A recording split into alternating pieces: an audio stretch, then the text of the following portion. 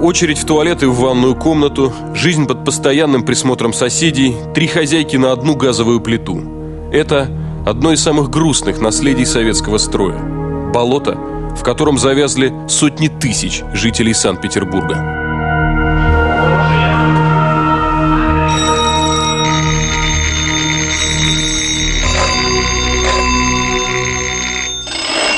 Один, два, 3, 4, 5, 6. И с той стороны еще 3. 9 звонков на одной входной двери. Любой петербуржец, конечно, понимает, что здесь живут, а правильно сказать, каким-то образом сосуществуют, как минимум 9 семей. У меня за спиной обыкновенная петербургская коммуналка. Одна из очень многих. Ну а всего в нашем городе, по официальным данным, 100 тысяч коммунальных квартир. Общей ванной и общим туалетом каждый день вынуждены пользоваться более 600 тысяч петербуржцев. Сейчас в коммуналке живет каждый 8-й, ну а знаком с этим феноменальным советским явлением как минимум каждый 3-й житель нашего города. Знаком на личном опыте. Поднимемся выше. Васильевы, 2 звонка. Это звонок из моего детства. В огромной коммуналке в центре Васильевского острова я прожил 25 лет. Тетя Зой, привет. Здравствуйте. Зоя Ивановна, талисман нашей квартиры. Она живет здесь с 36-го, да? 33-го года. Даже с 33-го. Почти 80 лет в одной коммуналке. Вот наши хоромы. Почти 300 квадратных метров. Нам, пацанам, было где развернуться. Прямо здесь, в коридорах, гоняли на велосипедах, играли в хоккей, футбол. Так что мне есть, что вам рассказать о коммунальной жизни. Воспоминания о жизни в этой квартире, несмотря на то, что нам очень повезло с соседями, остались у меня противоречивые. Ну, собственно говоря, как и у всех петербуржцев, сполна вкусивших на своем веку незабываемый аромат коммунального быта. Да, Николай Иванович? Да, Алексей. Здорово. Здравствуй. Откройте, пожалуйста, соседи пришли. Вообще ничего не изменилось. И даже пол. Вот это мне так нравилось, когда вот это все скрипит. Это старина, видите? Живя здесь, у них было окно в комнату соседей. Что-то итальянское в этом было. Все в окно, все с бельем, все стирают, все колят дрова. Ходили списки даже, я вам могу сказать, списки, как убить соседа по коммуналке, и тебя за это не посадят. 11 метров с маленьким окошечком на 1, 2, 3, 4, 5. Из этих окон иногда было видно, а все же близко, как женщины переодевались ко сну.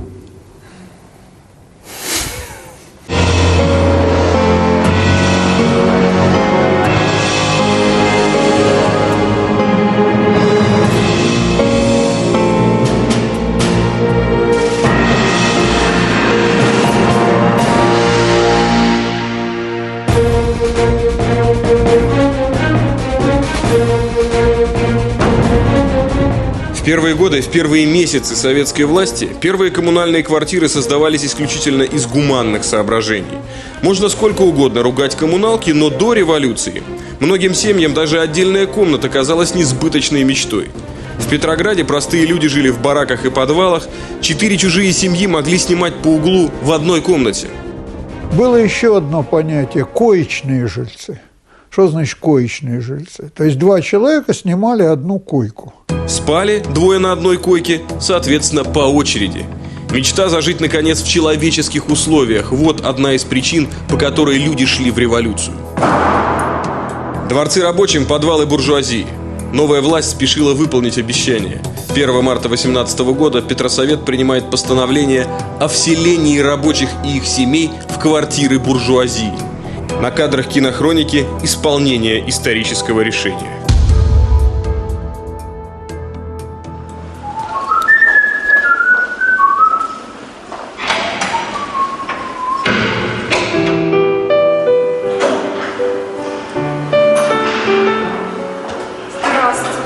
Вы Зоя, да? Да, вы, Ну да. вот. Да, а Зоя моя жена. Мы здесь жили. Вот. О, все переделано. Народный артист Эдуард Хиль возвращается к себе домой. Теперь в бывшей коммуналке на Стремянной улице живут другие люди, теперь здесь евроремонт, но воспоминания народного артиста от этого менее яркими не стали. Здесь жила такая женщина, мы ее звали Митрофаниха, со своим Витей сыном, которая вот здесь в штанах с мясокомбината носила мясо и сало. Ну, немного, потому что могли в тюрьму посадить, а она немножко. Вот. Коммуналка Эдуарда Хиля была густонаселенная. В полвека назад здесь жили почти 40 человек. А до революции вся эта огромная квартира принадлежала тестю народного артиста. Любопытно, что сама идея уплотнения пришла в голову руководства партии большевиков еще до захвата власти. В начале октября 1917 года Ленин пишет брошюру «Удержат ли большевики власть?», которая, как известно, в то время им уже реально принадлежала. И вот эта брошюра своего рода инструкция для будущих уплотнителей. Цитата. «Отряд является в квартиру богатого, осматривает ее, находит 5 комнат на 2 человек, говорит: вы потеснитесь, граждане, в 2 комнатах на эту зиму, а 2 другие комнаты приготовьте для поселения в них семей из подвала. На время, пока мы не построим хороших квартир для всех, вам обязательно потесниться». Конец цитаты. На бумаге процедура уплотнения выглядела более чем интеллигентной. В жизни было по-другому. Вот сюда заходили мы, и здесь были отверстия от пуль. Люди с оружием врывались в эту квартиру неоднократно. В 17-м банально грабили, в 18-м насильно уплотняли. Настолько активно, что следы от спецоперации можно обнаружить и сегодня, спустя 90 лет. Посмотрите поближе, вот включите свет. Вот здесь были пули. Вот одна, по-моему, и вторая, и третья. Отверстия от пуль. Люди с оружием в руках пришли в 1918 году и в дом знаменитого адмирала российского флота Василия Завойко.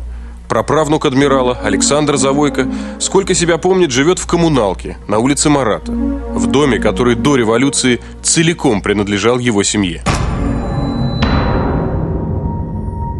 Ну вот в этой комнате, вот шириной меньше 2 метров, прошла, по сути дела, вся моя молодость, студенческая, школьная и студенческая жизнь. Вот здесь вот стояла кровать, где мы спали с женой, а через эту комнату ходили все остальные члены семьи. Вот почему у нас и детей не было. В комнате Александра Михайловича многое напоминает о знаменитых предках. И вот эта старинная мебель, эти старинные гравюры в годы советской власти жутко раздражали соседей, у которых не было ничего, кроме ржавой и железной кровати. Классовую ненависть на коммунальной кухне наследник бывших владельцев хлебнул по полной. Я приходил с работы, жарил себе там яичницу или что-то подогреть. Но от плиты было отойти невозможно, потому что наплюют тебе в кастрюлю и куда угодно. Вот отношение. Все этим сказано.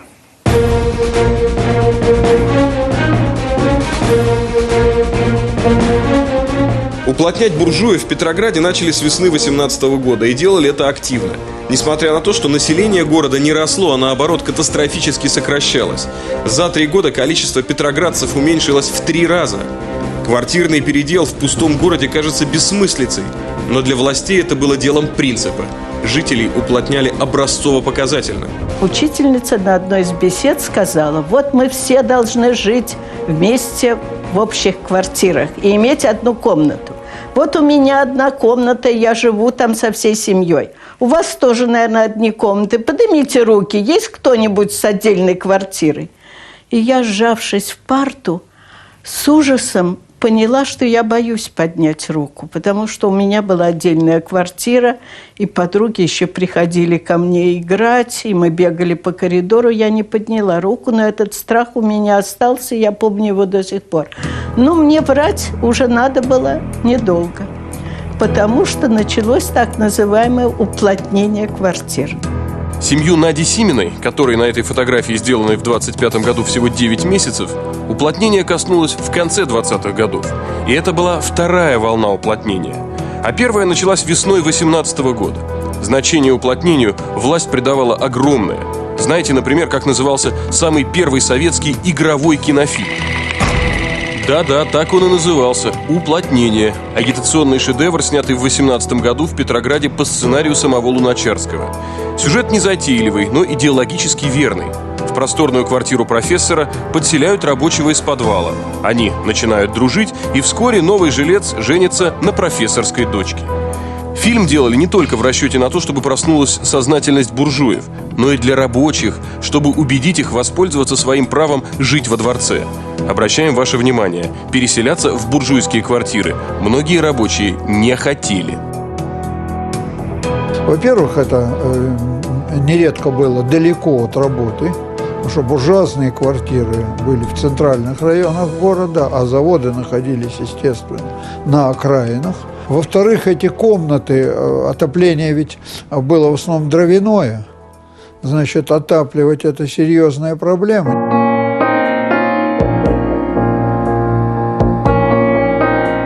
Ну а для раскулаченных хозяев главной проблемой были сами вселявшиеся. И дело было далеко не только в тесноте. Лишившиеся всего материального, люди боялись утратить то немногое, что у них еще оставалось – культуру. Ведь новоявленные соседи, люди из другого мира, оказывали колоссальное влияние на хозяйских детей. Садился папа Александр Николаевич, который занимался у Станиславского, работал с Черкасовым вместе, с Мравинским, понимаете, садился в кресло и говорил: «Дитя мое», дочери говорил, или сыну, «вот ты говоришь трамвай, а надо говорить трамвай», повторял. Трамвай. Ну, еще раз. Трамвай. Понимаете? Уже человек другой становился, потому что окружение было другим. И матерные слова, и ненужные ударения. Байня, коридор, там, на хорошем читу, натощак, что там еще бабушка говорила, вот. Трамвай, пинжак, ну и так далее. Просто бабушка из простых была. Милая сердцу квартира номер 10. Находясь здесь, вспоминая свое детство, я готов подписаться под каждым словом Эдуарда Хиля и Семена Фурмана. У нас некоторые соседи тоже говорили: поехали на трамвае или, например, на день пинжак. Я это очень хорошо помню. Пролетарский коммунальный быт очень жестко прошелся по разговорному русскому языку. Вот, например, всем нам хорошо известно слово «породняк». Ассоциации у всех одинаковые. Породняк – это грязный, запущенный подъезд с тяжелым, неприятным запахом. Здесь в порядке вещей плевать прямо на пол, писать на стенах всякую чушь. У нас вообще была история очень веселая. С одной стороны дома с Большого проспекта был винный магазин, с другой стороны, с 14-й линии, магазин водочный. Наш подъезд, а в конце 80-х, понятно, никаких кодовых замков здесь не было, находился между двумя точками и представлял он собой в то время, правильно, общественный туалет. Это был классический советский породняк. При этом само происхождение слова «породняк» как зеркало рухнувшей русской культуры. После революции породниками стали называть парадные лестницы в богатых петербургских домах, которые до революции были чистые, вылизанные. Вы заходили сюда, вас встречал швейцар, вы раздевались, здесь была вешалка, и были с этой стороны зеркала. Люди причесывались, смотрели и дальше проходили к лифту. Ковры лежали, калоши стояли. Что ты приходишь, одеваешь калоши, то есть снимаешь, чтобы не топтать, потому что лежали коврики, лестница была чистая. Представляете? Вот в этом подъезде, где мы заходили.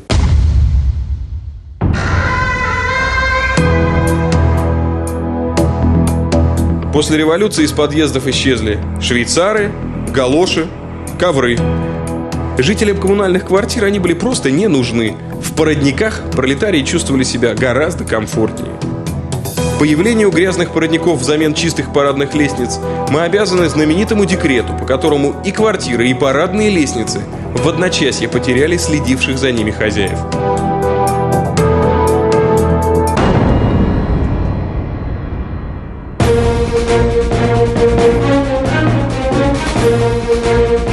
В августе 18 года свет увидел исторический пролетарский закон – декрет об отмене прав частной собственности на недвижимость в городах. Дома и квартиры стали общими, то есть ничьими.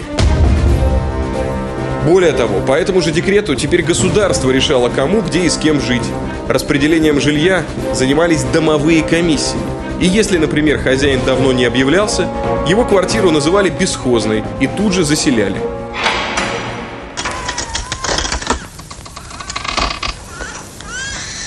Вам кого?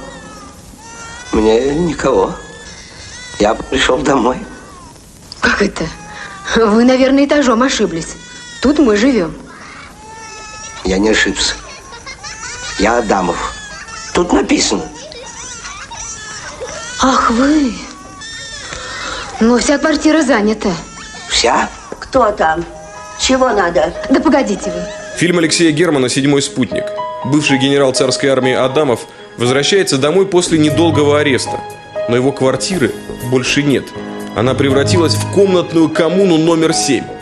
Как советская власть пропустила такой фильм, снятый к юбилею Великого Октября, непонятно до сих пор. Слишком уж правдиво здесь показан один из аспектов красного террора. Здравствуйте. Здравствуйте. Хозяин бывший.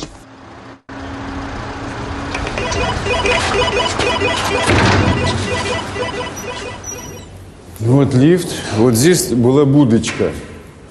Будочка, и почему-то была лифтерша. То ли он часто ломался, и как-то я в первом классе иду со школы, настроение хорошее, очевидно, получил 5, и погашен свет, темно. Я решил, что ее нет, и плюнул на стекло. И вдруг раскрывается дверь, оттуда залезает эта женщина, говорит, кто тут плюется? Бегом наверх, запахавшись, мама говорит, что такое? А я честный человек был всегда. Говорю, мама, я плюнул на стекло лифтерши. Она говорит, иди, извинись. Я спускаюсь, опять свет не горит, думаю, что такое? Я пришел извиняться, а ее нет, это кому надо больше? Мне, и я плюю вторую. Она опять, оказывается, там затаилась. В общем, долго я плевал и извинялся. Дайте мне пройти по этой лестнице. Писатель Семен Альтов не был в этом подъезде почти полвека. Ну вот даже толком ничего вспомнить не могу, но организм что-то, знаете, как собака, которая что-то чует. Чего я чую? Вот двор. Мы специально не говорили Семену Теодоровичу, что его ждет в квартире его детства. Кто здесь сейчас живет? Расселена ли его коммуналка? Но это до сих пор коммунальные квартиры, да? Вот судя по тому, как не очень-то прибрано, это обычно говорит о том, что это общее. То есть мусор общий. Семен Теодорович не ошибся. Все то же. И даже соседи те же. А, вот это да. Здравствуйте. Здрасте. Женя. Да? Да.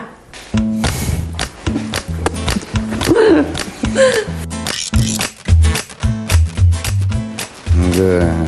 50 лет я здесь. Да. Альтова встречает подружка детства, Евгения Николаевна. В 60-е годы она была просто Женя и играла в прятки в этих коридорах с Семой и его сестрой. 50 лет спустя Евгения Николаевна так и живет в этой коммуналке. У Жени, его папа был директор базы, серьезный человек. Первый телевизор. Знамя, а потом... Знамя с линзочкой. Единственный был здесь. И в 6 или в 7 вечера, когда начиналась передача, по-моему, все 20 или сколько человек со стульями молча входили в квартиру, ставили стулья, садились, смотрели, телевизор, все расходили. Коммунальная квартира была на редкость дружной. 29 соседей, теснотище. Как они могли здесь просто разместиться, сейчас Альтов даже не понимает. А тогда казалось, что никто друг другу даже не мешает. Это Балаку, вот здесь жили. Можете понять, что здесь, 1,5 метра, наверное. Ну, где-то 4-5 сюда, да? Все, семья из 3 человек. Вот как такое возможно? А раньше даже в голову не приходило, а как иначе? Вот так? Это дверь, семья, дверь, семья, дверь, семья. Память сохранила все подробности, которые тогда вовсе не казались мелочами.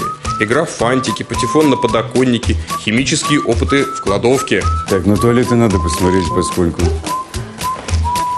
Кстати, утром, когда на работу, и всем же нужно, а эти процессы все протекают по-разному, эти переминаются, ждут. Тоже мне, кстати, часто снится. Вот снится, я просыпаюсь, как будто я сижу... В ностальгическом порыве писатель не пропускает ни одного закоулка. Все интересно, все важно. Вот здесь меня мама купала. Тут была колонка, или как она называется. Вот, ну, может, поменялся стульчак, не будем акцентировать на это место, но поскольку, когда у меня было лет 10, я запирался, сворачивал из газеты трубочку и поджигал, и так изображал из себя... И думал, что шито-крыто. Как-то захожу в комнату, мама, Сеня. Я говорю, что такое? Оказывается, у меня огонь-то подошел, я себе выпалил волосы. Но вошел с видом человека, который законспирирован, как Джеймс Бонд, все нормально. А здесь была проплешина такая. Есть что вспомнить, есть чему улыбнуться. Но многое в нынешней коммуналке не радует Семена Альтова. Детские воспоминания столкнулись с суровой реальностью и не устояли. Не надо приходить на пепелище. Не надо ездить в прошлое, как я, искать пустой залег, как кошки ищут напрасный след сгоревшего жилья. Не надо приходить на пепелище.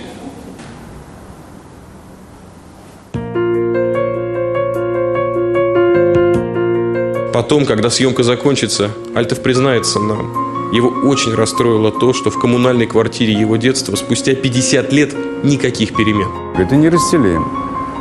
Не расселяем. Кто здесь живет, больших денег у человека явно нет. А как? Я думал, что этого гораздо меньше. Как и большинство людей своего поколения, Семен Альтов родом из коммуналки и никогда не забудет об этом. Но вернуть прошлое, пожить здесь сейчас хотя бы несколько дней, такого желания у него не возникает. И это понятно. Не говоря уже о прелестях быта, 29 человек в одной квартире – это перебор. Сотрудники Центрального государственного архива Санкт-Петербурга, спасибо им большое, нашли для нас потрясающие документы. Это отчет о переписи населения Петрограда за 1923 год. Цифры, которые я тут вижу, откровенно шокируют. В Петрограде того времени были однокомнатные квартиры, в которых одновременно проживало, только не падайте, по 35-40 человек в однокомнатной квартире. Уплотнение, однако. Муравейники, в которые при советской власти были превращены коммунальные квартиры. Это особая тема. В 19 году свет увидел потрясающий документ. Наркомздрав определил, сколько воздуха необходимо человеческой особи для здоровой жизнедеятельности. Оказалось, 30 кубометров, примерно 10 квадратов на человека. Это была первая санитарная норма жилья. Впоследствии она не раз урезалась, но даже в урезанном виде власти не считали обязанными ее соблюдать. В квартире того же Семена Альтова на человека приходилось примерно 3 квадратных метра жилплощади. И это далеко не рекорд. Истории о людях, живущих в нечеловеческой тесноте, помнит большинство петербуржцев с коммунальным прошлым. Туалет был около ванной. Он был метра, только большой какой-то туалет странный, метра 2,5, наверное. Но это была комната, и в ней жила соседка в туалете в бывшем. И прекрасно говорила, что мне хватает. Все, вот кровать, вот тумбочка. А что еще надо-то ей? Окна там не было. Ну а зачем ей окно? На что смотреть-то особенно? Вот в этой кладовке, не пугайтесь, только тоже жила семья из 6 человек. Стояли трехэтажные нары. Как спали эти люди. После революции уплотнению подверглись не только люди, но и помещения богатых квартир. Вот смотрите, старинный крюк для люстры висит в углу комнаты. О чем это говорит? Что это нынешняя комната – четвертинка бывшей гостиной. Средних размеров 35 квадратных метров. Сверху в разрезе это выглядит примерно вот так.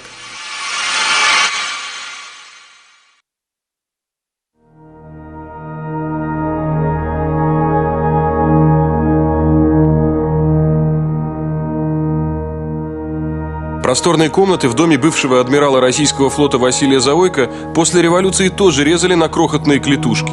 Когда родился его праправнук Александр, это был уже совсем другой дом, живущий по новым коммунальным законам. За этим окном колодец.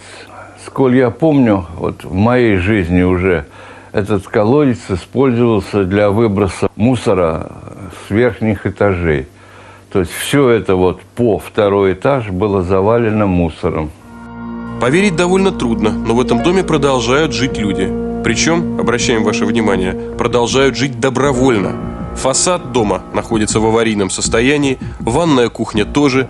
Места общего пользования квартиры Завойко выглядят особенно печально. Здесь была и существует ванна. Вот она, видите, существует до сих пор. Но она, конечно, как ванна не функционирует, поскольку трубы все сгнили давным-давно.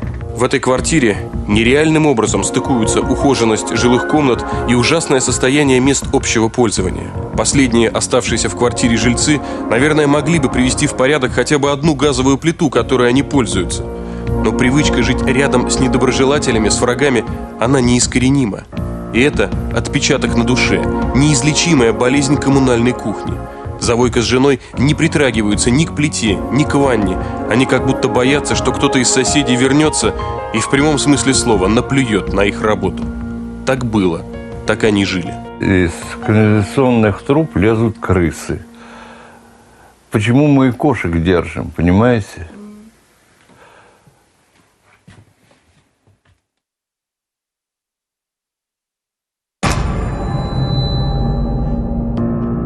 Инвесторы не раз предлагали Завойко варианты переезда, но он наотрез отказывался. Более того, он долго судился и сумел доказать, что занимаемые им комнаты не аварийные, а значит, по закону выехать отсюда он может только по своей воле. А он не уезжает.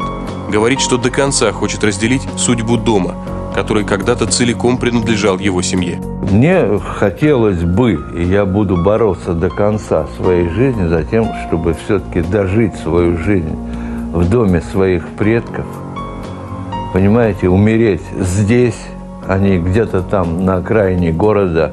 Вот я хочу дожить свою жизнь здесь, и я считаю, что я на это имею моральное право. Если смотреть на ситуацию беспристрастно, со стороны, то здравый смысл однозначно подсказывает: Александру Завойко и его жене нужно как можно скорее оставить эту квартиру, ведь в любой момент в доме с аварийным фасадом может случиться все, что угодно. Но Александр Михайлович, несмотря ни на что, уезжать отсюда не хочет. И где-то в глубине души по-человечески понять его можно. Так, как Александр Завойко, сегодня рассуждают многие пожилые петербуржцы, прожившие в одной коммунальной квартире всю жизнь, сроднившиеся с ней, несмотря на тесноту, несмотря на абсолютную бытовую неустроенность. Мне не нужно далеко ходить за примерами. В этой коммунальной квартире мои родители прожили на двоих ровно 100 лет. И несмотря на то, что каждую весну и осень нещадно текло с потолков, они искренне любили здесь каждый угол.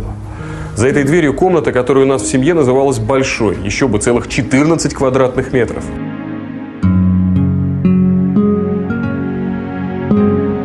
16 января 2010 года в этой комнате обрушился потолок. И дальше, хочешь верь в мистику, хочешь нет. Ровно через 3 дня, 20 января, умерла мама. А еще через несколько недель умер отец. К счастью, я успел вывести их отсюда до того, как здесь все рухнуло. Во что превратилась их любимая комната, мои родители не увидели.